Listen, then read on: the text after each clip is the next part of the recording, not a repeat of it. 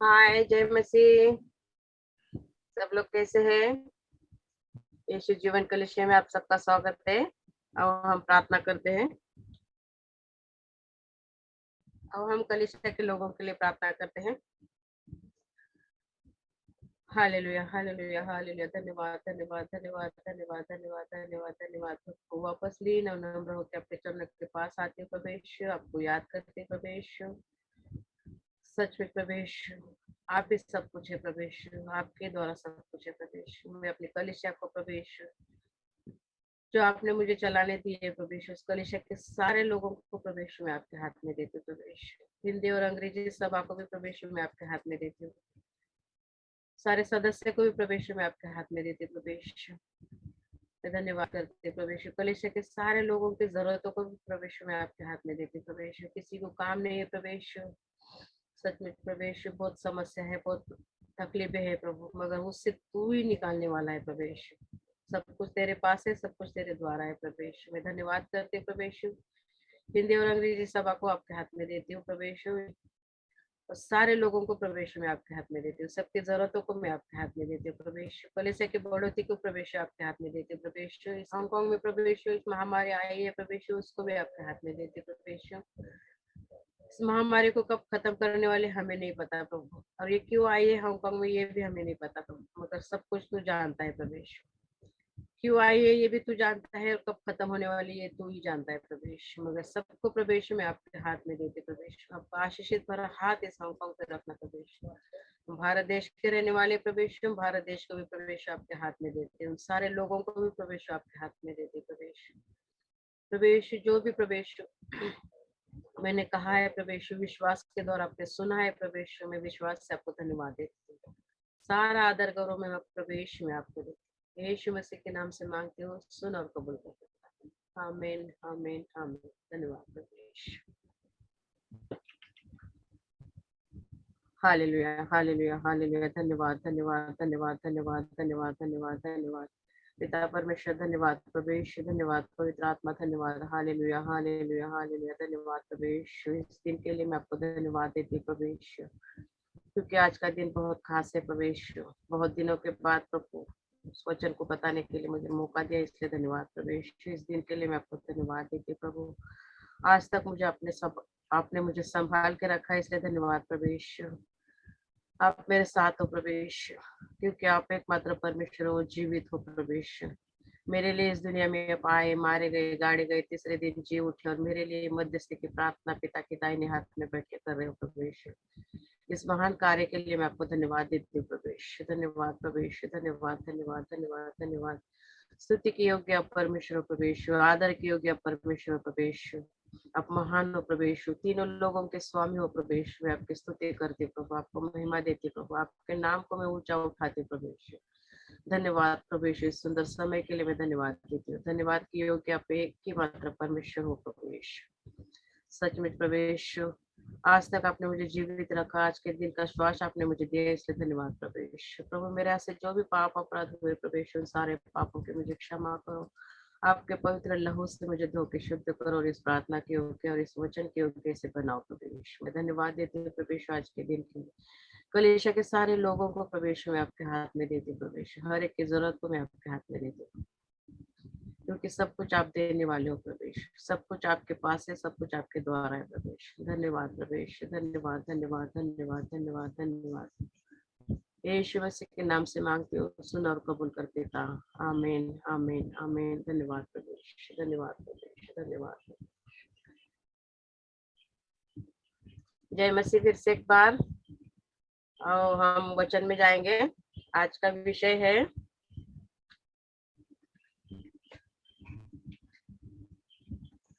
परीक्षा के वक्त हमें परमेश्वर के वचन का सहारा लेना है।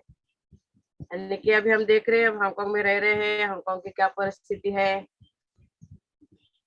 कितने लोग वायरस से पीड़ित है, कुछ लोग वायरस से पीड़ित होकर गए भी है, मगर परमेश्वर ने हमें जीवित रखा है, संभाल के रखा है हर एक बुराई से, हर एक महामारी से। इसलिए हमें प्रभु को धन्यवाद देना है हर वक्त, और हमें हर वक्त वचन का सहारा लेना है, क्योंकि वचन जीवित है हमारे जीवन में। हर एक परीक्षा में हमें वचन के द्वारा ही निकालने के लिए परमेश्वर ने हमें इस वचन का सहारा लेने का बताया है। तो हम देखेंगे इस वचन के द्वारा प्रभु हमें आज क्या सिखाते हैं, क्या दिखाते हैं, क्या मार्गदर्शन करते हैं, इस वचन के द्वारा आज हम सीखेंगे। तो उससे पहले मैं गीत गाना चाहती हूँ। स्वागतम पवित्र आत्मा, स्वागतम पवित्र आत्मा, स्वागतम पवित्र आत्मा, स्वागतम पवित्र आत्मा।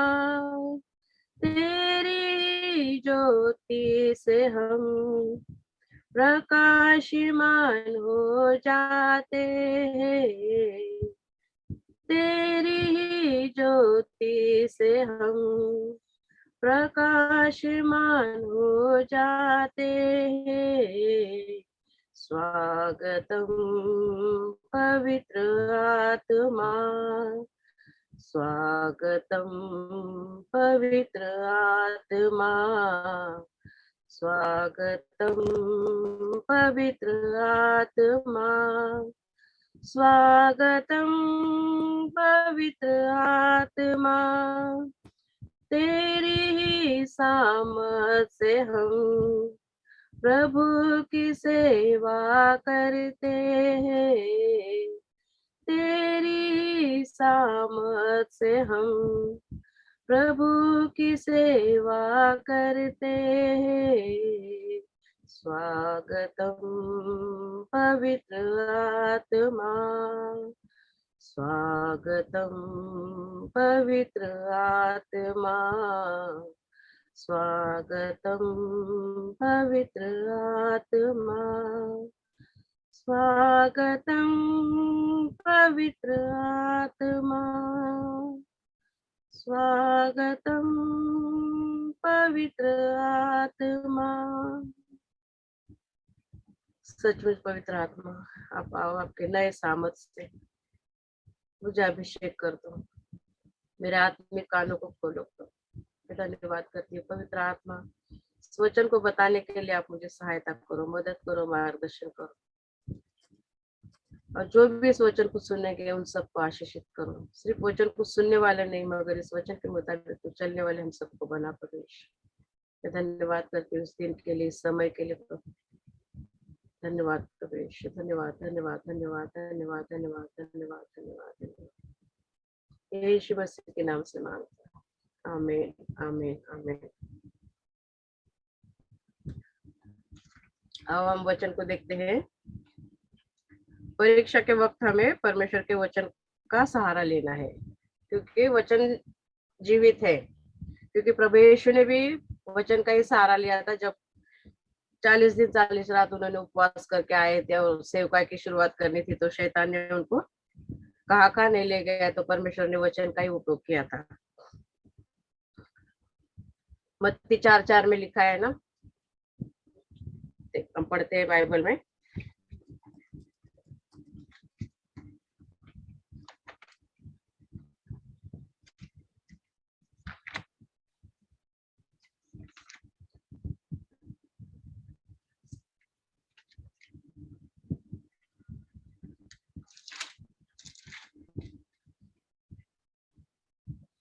क्या लिखा है?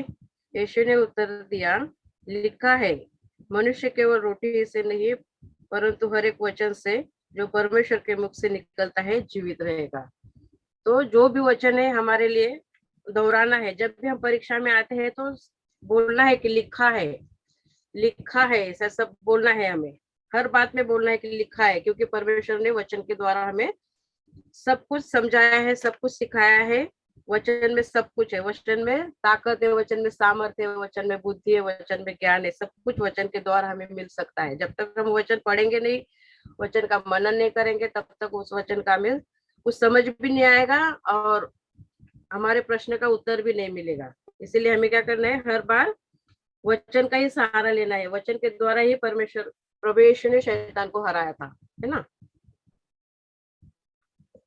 तो एक हमेशा की तरह एक कहानी में बताऊंगी। एक गांव में एक किसान था और वो खेती करता था, मगर बहुत सालों से उसके खेती में उपज नहीं हो रही थी, सही सही उपज नहीं हो रही थी, तो वो परेशान हो गया था। तो उसने क्या, उसका दोस्त क्या बोलता है कि एक देश है ऐसा, उस देश में ना हीरो के पहाड़ है, जहां भी जाएंगे वहां पे हीरा मिल सकता है हमें। तो वो क्या सोचता है कि अभी मेरी खेती में तो उपज नहीं हो रही है, मगर हम क्या करेंगे, अभी खेती को बेच के वो चला जाता है हीरे की खोज में। मगर वो खोजते रहता है, खोजते रहता है, उसको हीरा तो मिलता ही नहीं है।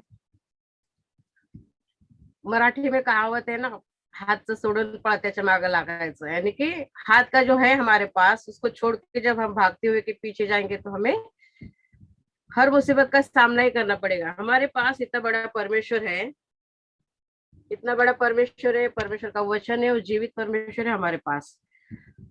और बाद में क्या होता है, जिसको खेती बेची होती है ना, वो खेती खेती बोने के लिए, यानी कि जब वो उसमें हल चलाते हैं तो वो हल चलाता है, और एकदम नदी के किनारे उसकी खेती होती है।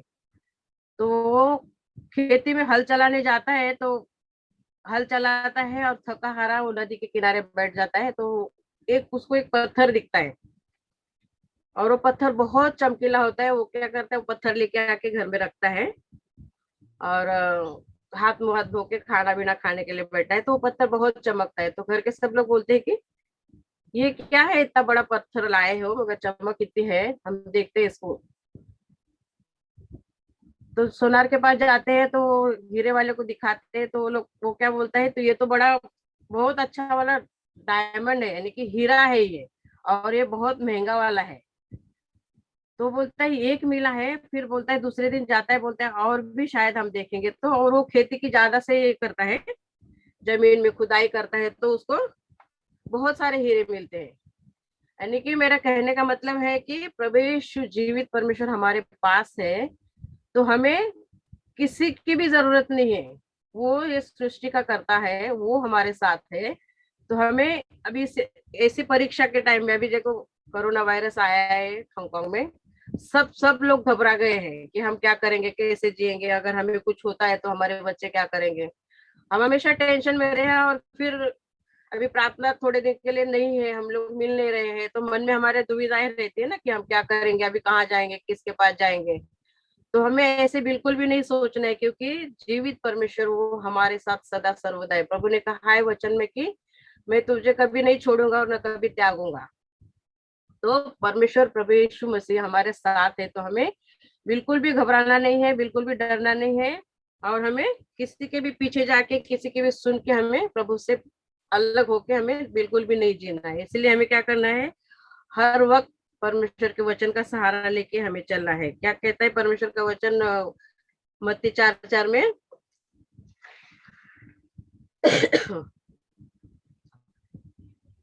यीशु ने उत्तर दिया, लिखा है मनुष्य केवल रोटी ही से नहीं परंतु हर एक वचन से जो परमेश्वर के मुख से निकलता है जीवित रहेगा। तो हर एक वचन, हमें देखो बीमारी के लिए भी वचन दिया है, यशायाह 53:5, 53वां अध्याय और 5वें वचन में, यानी कि हर बात के लिए लिखा है। तो हमें मुंह से कबूल करना है, मुंह से कबूल करना है कि लिखा है ऐसे कि मेरे जीवन में जो भी समस्या आई है वो प्रभु उस समस्या से मुझे निकालने वाला है। क्योंकि परमेश्वर ने हमें चुना है, इसलिए कि वो जीवंत परमेश्वर है, और वो सब कुछ हमें देने वाला है। तो अगला वचन हम देखेंगे फिलिप्पियों की पत्री, उसका 4 अध्याय और 13 वचन हम देखेंगे।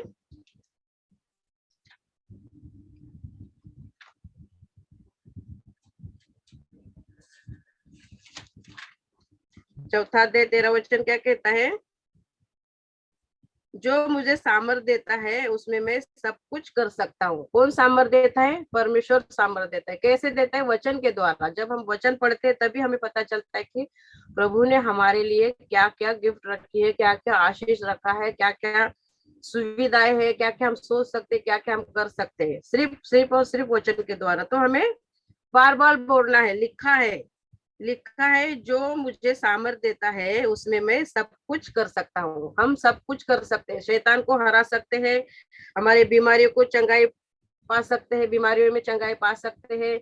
और काम धाम नहीं है तो भी हम प्रभु पे निर्भर रह के क्योंकि प्रभु ने कहा है मैं तुझे कभी नहीं छोड़ूंगा और कभी नहीं त्यागूंगा। तो हर वक्त परमेश्वर हमारे साथ है, तो हमें बिल्कुल बिल्कुल भी घबराना नहीं है, बिल्कुल भी डरना नहीं है, क्योंकि उसने सब कुछ हमें दिया है, वो ही सब कुछ हमें देने वाला है। तो हमें वो खेती वाले की तरह, जैसे उसके पास हीरा था मगर वो हीरे की खोज में अपने खेत बेच के चला गया, और वहां पे उसको तो हीरा मिला ही नहीं, क्योंकि जब हम हमारे पास जो कुछ है उसको पकड़ के रहते हैं तो आगे बढ़ने का हमें मौका मिलता है। मगर हमारे पास है उसका हम उपयोग में नहीं लाते हैं, तो परमेश्वर बोलता है कि तुम विश्वास में पक्के नहीं हो। तो हमें विश्वास में पक्के होना है, तो हर वक्त हमें बोलना है कि वचन में लिखा है कि मेरे लिए आशीषित परमेश्वर मेरे साथ है, जीवित परमेश्वर मेरे साथ है।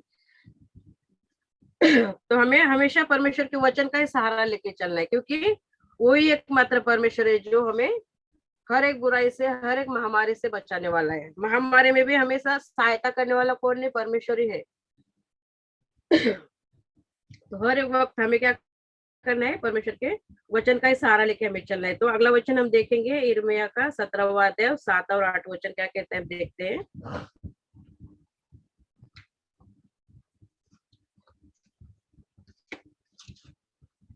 17वां अध्याय 7 और 8 वचन क्या कहता है?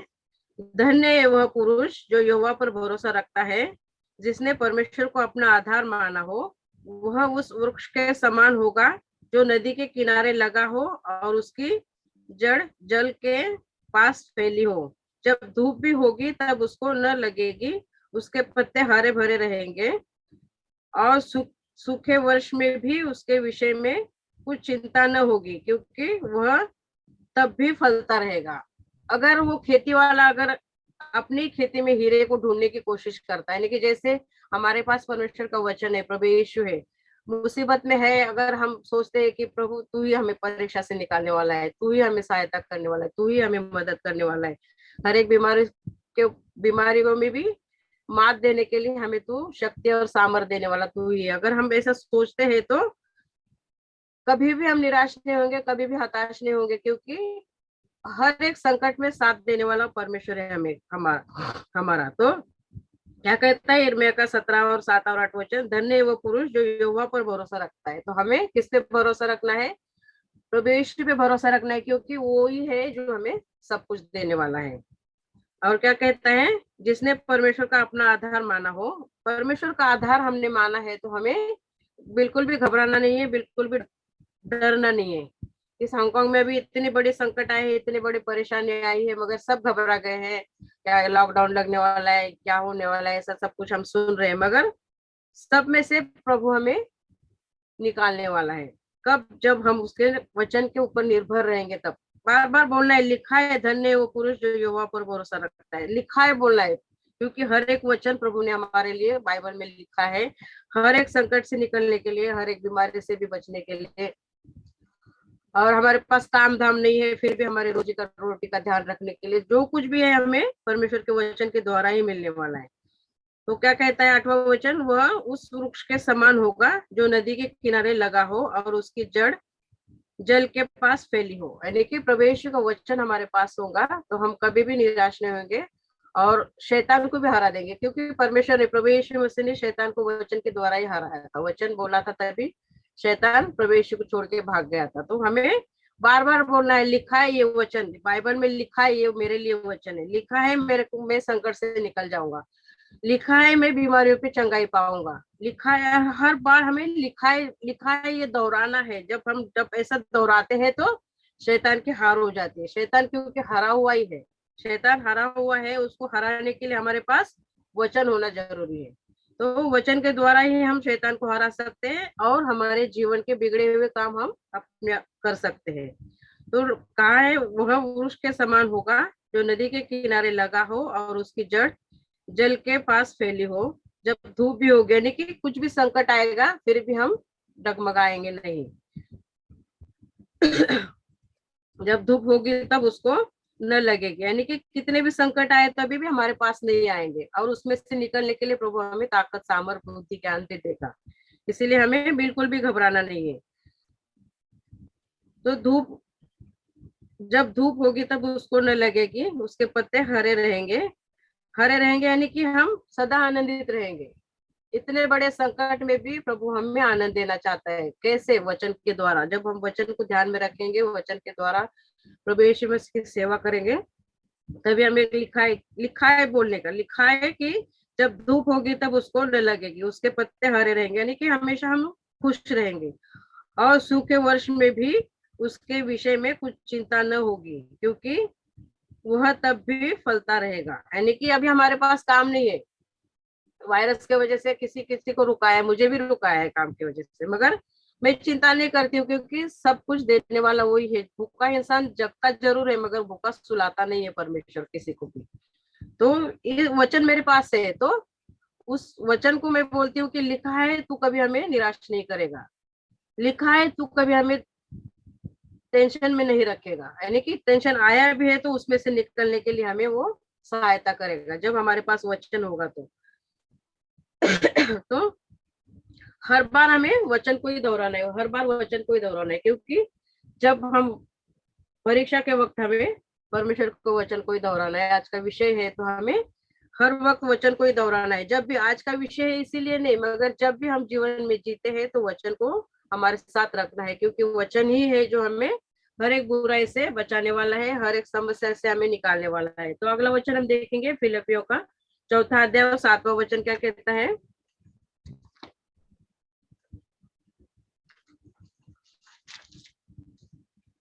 4 अध्याय और 7वां वचन क्या कहता है। तब परमेश्वर की शांति जो सारी समझ से परे है तुम्हारे हृदय और तुम्हारे विचारों को मसीह यीशु में सुरक्षित रखेगी। यानी कि जब हम वचन का उपयोग करेंगे हमारे जीवन में, तो कहता है परमेश्वर का वचन, तब परमेश्वर की शांति जो सारी समझ से परे है तुम्हारे हृदय में तुम्हारे विचारों को मसीह यीशु में सुरक्षित रखेगी। जब हम वचन का उपयोग करेंगे तो अपने आप हमारे अंदर शांति आएगी, क्योंकि परमेश्वर ने वचन के द्वारा हमें शिक्षा दी है।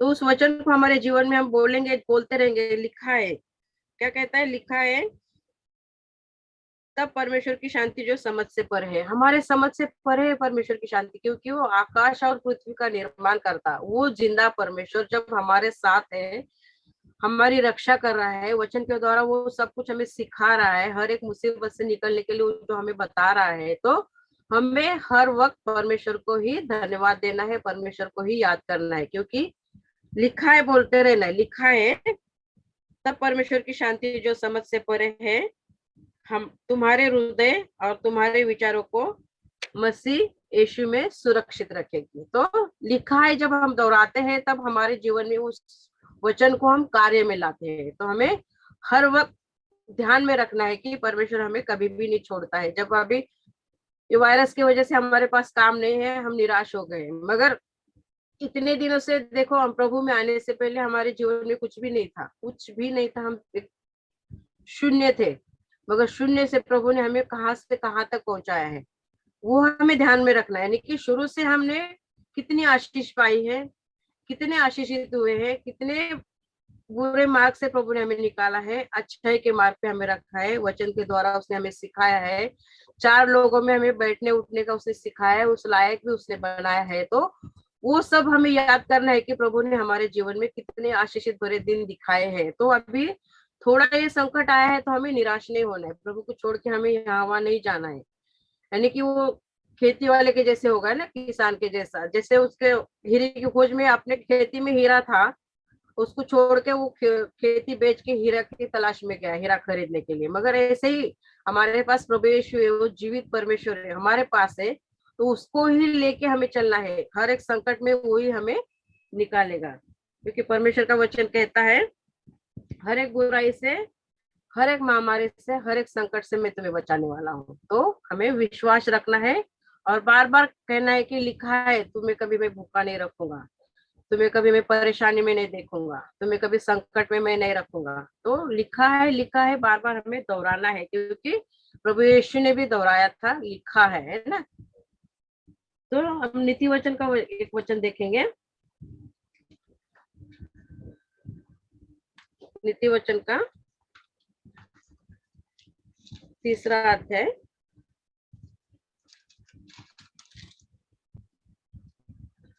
नीति वचन का तीसरा अध्याय 5वां वचन लेंगे। तू अपने समझ का सहारा न लेना, वरन संपूर्ण मन से यहोवा पर भरोसा रखना। अभी हमारा मन विचलित होते रहता है ना हमेशा।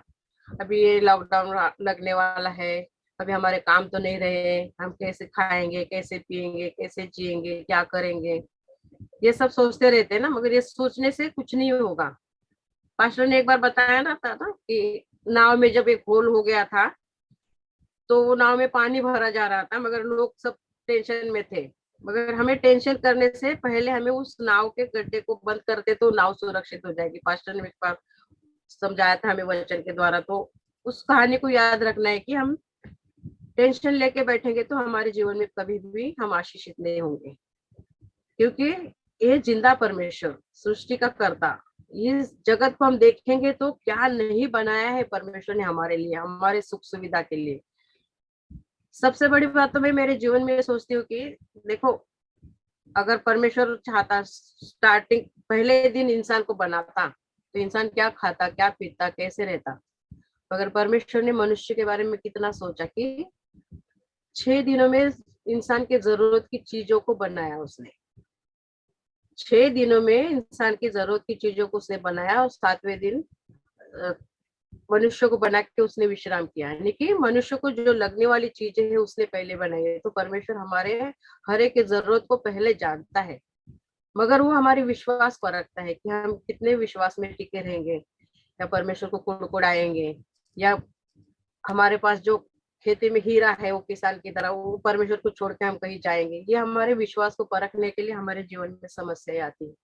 हमें हरदम परमेश्वर के वचन का सहारा लेके हमें चलना है, हमारे बुद्धि का सहारा नहीं लेना है। साफ साफ लिखा है ना, तो अपने समझ का सहारा न लेना, वरन संपूर्ण मन से यहोवा पर भरोसा रखना।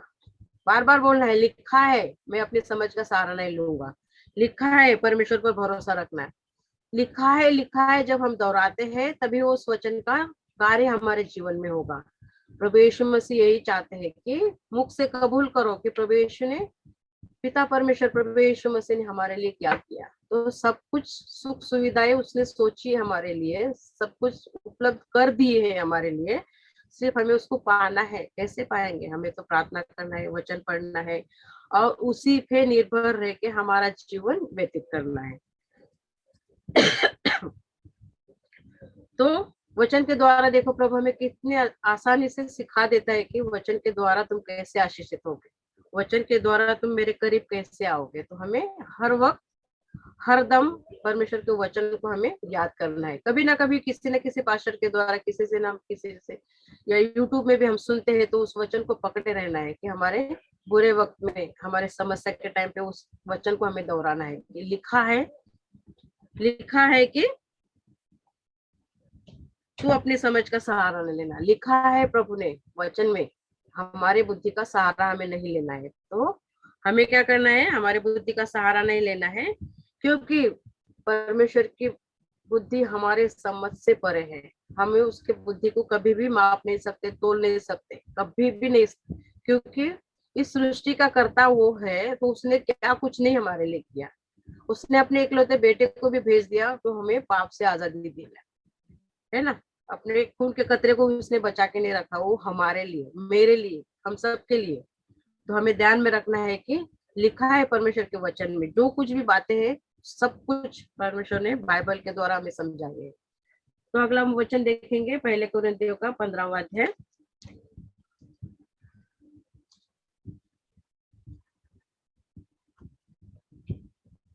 15वां अध्याय का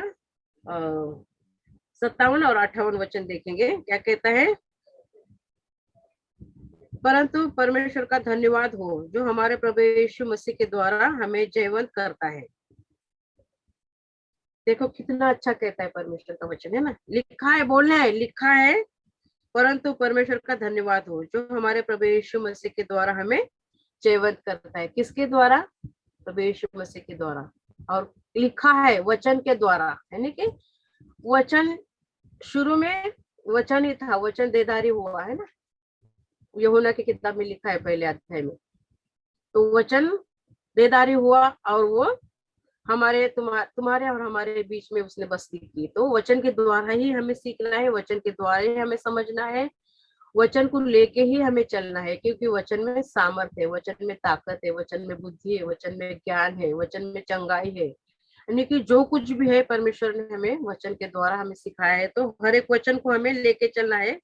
परंतु परमेश्वर का धन्यवाद हो जो हमारे प्रभु यीशु मसीह के द्वारा हमें जयवंत करता है। यानी कि हर एक बीमारी पे जय पाने के लिए परमेश्वर ने हमें वचन दिया है, हर एक समस्या से निकलने के लिए बाहर परमेश्वर ने हमें वचन दिया है, हमारे रोजी रोटी के लिए भी परमेश्वर ने वचन के द्वारा हमें समझाया है। तो हमें उसने जयवंत किया है, यानी कि शैतान को हराने की सामर्थ उसने हमें दी है वचन के द्वारा। तो हमें हर एक क्षण में, हर एक समय में वचन को ही दोहराना है, क्योंकि वचन के द्वारा ही शैतान हरा हुआ है। तो शैतान को हराने के लिए हमें वचन का सहारा लेना जरूरी है। यानी कि जब भी हम परीक्षा में पढ़ते हैं, जब भी हम दुखी होते हैं, तो भी उस दुख में से निकलने के लिए हमें परमेश्वर के वचन का ही सहारा लेना है, क्योंकि उसने हमें जयवंत बनाया है।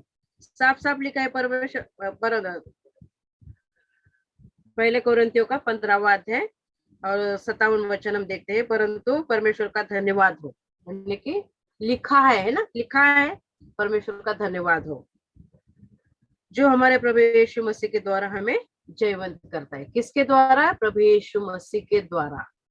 तो हमें कभी भी घबराना नहीं है, डरना नहीं है, निराश नहीं होना है। और 58 वचन क्या कहता है? इसलिए हे प्रिय भाइयों, दृढ़ और अटल रहो और प्रभु के काम में सर्वदा बढ़ते जाओ। प्रभु के काम में सर्वदा हम बढ़ते कैसे जाएंगे? अगर हमारे पास वचन ही नहीं होगा तो हम प्रभु में कैसे बढ़ेंगे? इसीलिए हमें जीवन में आगे बढ़ने के लिए भी और जीवन में जीने के लिए भी, हमारे रोजी रोटी के लिए भी, हमारी चंगाई के लिए भी, हमारे बुद्धि के लिए भी, हमारे ज्ञान के लिए भी हमें वचन को ही दोहराना है, क्योंकि वचन के द्वारा ही हमें सब कुछ प्राप्त हो सकता है। क्या कहता है 58 वचन 16 पहले कुरिन्थियों का 15वां अध्याय और 58 वचन क्या कहता है? इसलिए हे प्रिय भाइयों, दृढ़ हो जाओ। दृढ़ यानी कि मजबूत हो जाओ, निर्भर हो जाओ प्रभु यीशु मसीह पे, और डरना नहीं, हिचकिचाना नहीं, घबराना नहीं। हर एक टाइम पे वचन का उपयोग करना है हमें। तो क्या कहता है? दृढ़ हो जाओ, अटल रहो और प्रभु के काम में सर्वदा बढ़ते जाओ, क्योंकि यह जानते हो कि तुम्हारा परिश्रम प्रभु में व्यर्थ नहीं होगा। जब तक हम परमेश्वर का वचन को हमारे जीवन में कार्य में लागू नहीं करते हैं, तब तक हमारी उन्नति नहीं होगी। और हमारी उन्नति होगी कैसे? वचन के द्वारा। साफ साफ लिखा है परमेश्वर के वचन में कि हर एक वचन हमें सामर्थ्य देता है, हर एक वचन हमें बुद्धि देता है। मैं बार बार यही कहूंगी कि वचन के द्वारा ही हमें सब कुछ प्राप्त होता है, क्योंकि प्रभु यीशु मसीह तो अब रहे नहीं हमारे साथ, है ना।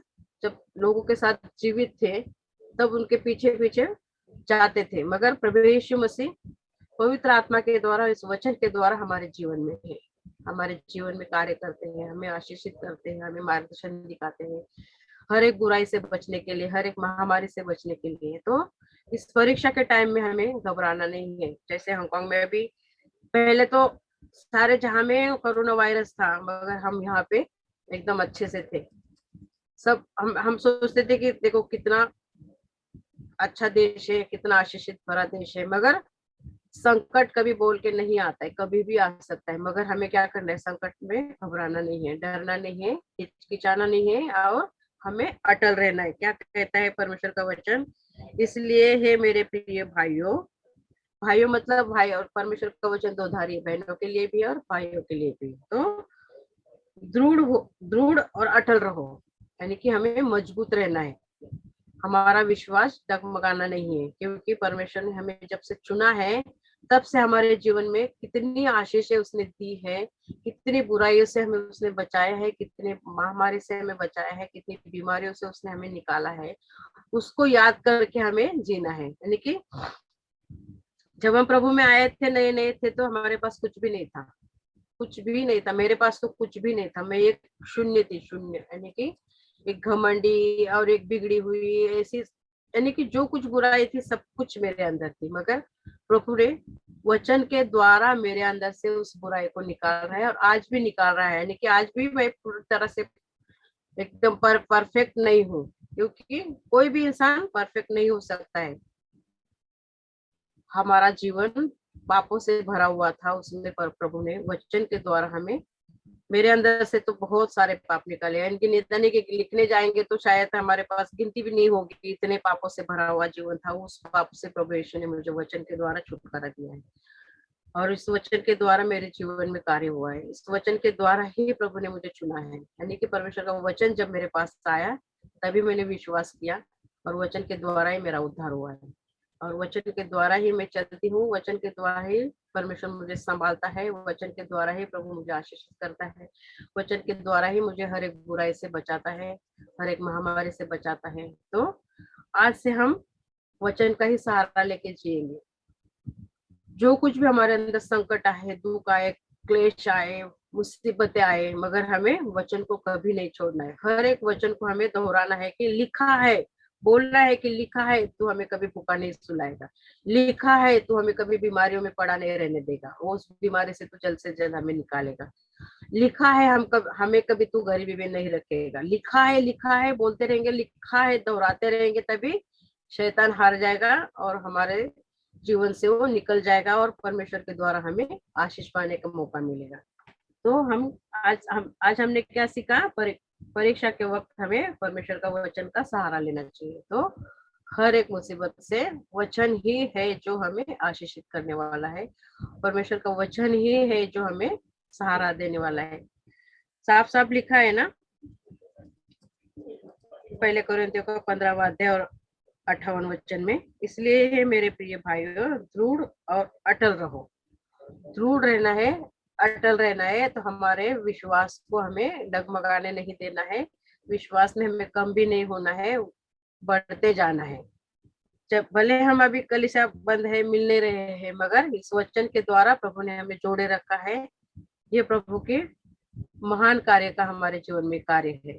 तो हमें हर वक्त परमेश्वर को याद करना है और वचन को लेके चलना है। आओ इस वचन के लिए हम प्रार्थना करते हैं। Hallelujah, hallelujah, hallelujah. धन्यवाद प्रभु यीशु।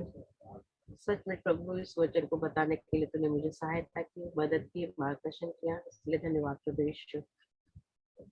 प्रभु, इस वचन को सिर्फ हम सुनने वाले नहीं, मगर इस वचन के मुताबिक कुछ चलने वाले हमें बना प्रभु यीशु, क्योंकि लिखा है वचन में, वो कभी हमें नहीं छोड़ेगा, वो कभी हमें नहीं त्यागेगा, वो हमें कभी संकट में नहीं रहने देगा, कभी मुसीबत में नहीं रहने देगा। सब वचन में लिखा है, परमेश्वर के वचन में लिखा है, पवित्र शास्त्र में लिखा है। तो हमें मुख से हमारे दोहराना है, मुख से हमें कबूल करना है, क्योंकि प्रभु यीशु के वचन में ताकत है, सामर्थ्य है, बुद्धि और ज्ञान है। सच में प्रभु यीशु, इस वचन के द्वारा तूने आज हमें सिखाया, इसलिए धन्यवाद प्रभु यीशु। इस वचन को जो भी सुनेंगे प्रभु यीशु, सिर्फ सुनने वाले नहीं, मगर इस वचन के मुताबिक तो चलने वाले हम सबको बना दो। आज के दिन में प्रभु यीशु, तूने मुझे वचन बताने के लिए मौका दिया, स्तुति करने के लिए मौका दिया, इसलिए धन्यवाद प्रभु। धन्यवाद प्रभु, आज का दिन आपके हाथ में देती हूँ। सारा आदर गौरव मैं प्रभु यीशु में आपको देती हूँ। यीशु मसीह के नाम से मांगती हूँ, सुन और कबूल कर पिता। आमीन, आमीन, आमीन। धन्यवाद प्रभु यीशु। बाय, जय मसीह।